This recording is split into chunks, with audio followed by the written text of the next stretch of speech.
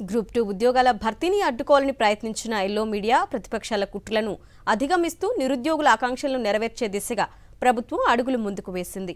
అవంతరాలు ఎదురైన group 2 prelims పరీక్షను విజయవంతంగా నిర్వహించిన ప్రభుత్వం తాజాగా ఫలితాలు వెల్లడించింది. ఎన్నికల తర్వాత ఎటువంటి ఆటంకం లేకుండా ఉద్యోగాల భర్తీ పూర్తి చేస్తామని ప్రకటించింది ఏపీపీఎస్సీ.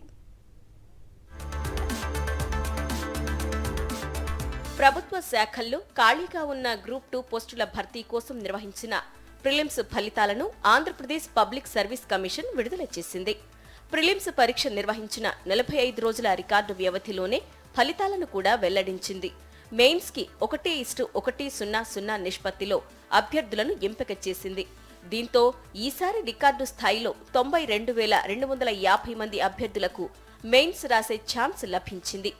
1:100 విధానంలో ఎంపిక చేయటం సర్వీస్ కమిషన్ చరిత్రలో ఇదే తొలిసారి కావడం విశేషం.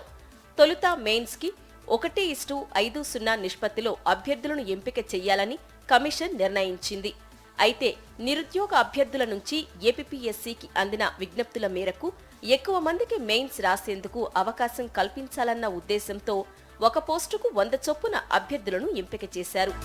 గత ఏడాది డిసెంబర్లో ఏపీపీఎస్సీ 905 పోస్టుల భర్తీకి గ్రూప్ 2 నోటిఫికేషన్ జారీ చేయగా 4,83,525 మంది అభ్యర్థులు దరఖాస్తు చేసుకున్నారు.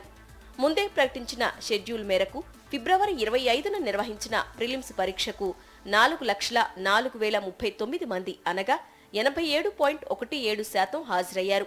సర్వీస్ కమిషన్ గతంలో నిర్వహించిన గ్రూప్ 2తో పాటు ఇతర పరీక్షలకు గరిష్టంగా 70% మాత్రమే హాజరవగా ఈ ఏడాది ప్రిలిమ్స్ కు మాత్రం భారీ సంఖ్యలో అభ్యర్థులు హాజరు కావటం గమనార్హం. ఇక గ్రూప్ 2 మెయిన్ పరీక్షను జూలై 28న నిర్వహించనున్నట్లు ఏపీపీఎస్సీ ప్రకటించింది.